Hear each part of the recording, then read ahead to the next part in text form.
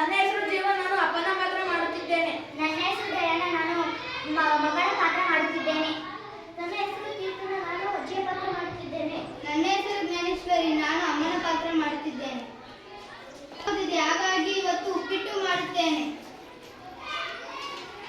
ಮಾಲಾ, ನಮಗೆ ಬಾಯಾರಿಕೆ ಆಗುತ್ತಿದೆ, ಸ್ವಲ್ಪ ನೀರು ಕೊಡುವೆಯಾ? ಹಾ, ತರುತ್ತೇನೆ. ಮಾಲಾ, ನನಗೆ ಸ್ವಲ್ಪ ಕಾಫಿ ತಂದು ಕೊಡುವೆಯಾ? ಹಾ ಮಾವ.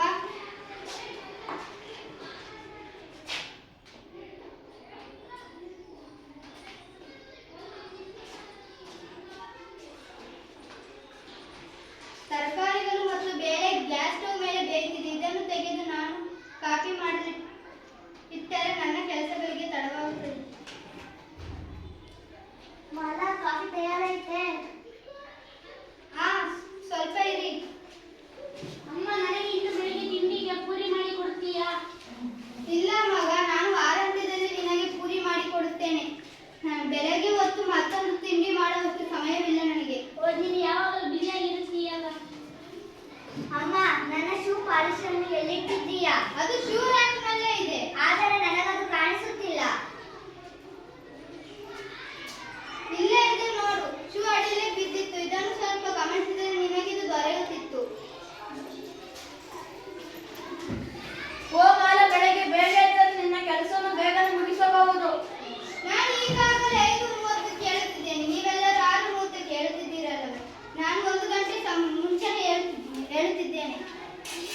ಹಾಗಾದರೆ ನಿನ್ನ ಕೆಲಸವನ್ನು ಮುಗಿಸಲು ಬೆಳಗ್ಗೆ 5 ಗಂಟೆಗೆ ಏಳಬೇಕೆಂದು ನನಗನ್ನಿಸುತ್ತಿದೆ.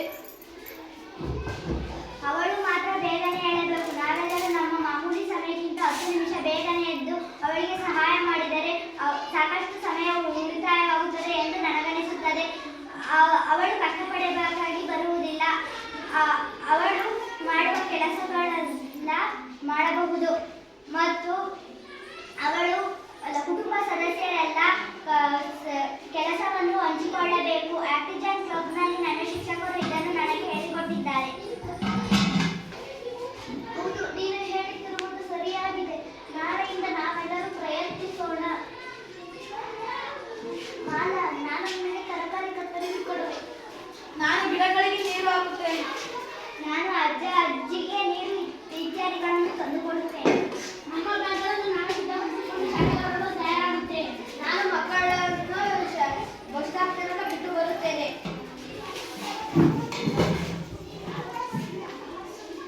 ಕೇವಲ 9 ಗಂಟೆ ಆಯ್ತಷ್ಟೇ. ಎಲ್ಲಾ ಕೆಲಸಗಳು ಮುಗಿದಿವೆ. ನನಗೆ ಹೆಚ್ಚುವರಿ ಸಮಯ ಉಳಿದಿದೆ. ನಾವು ಇನ್ನೂ ಒಂದು ಕಾಫಿ ಮಾಡಿ ಕುಡಿಯೋಣ.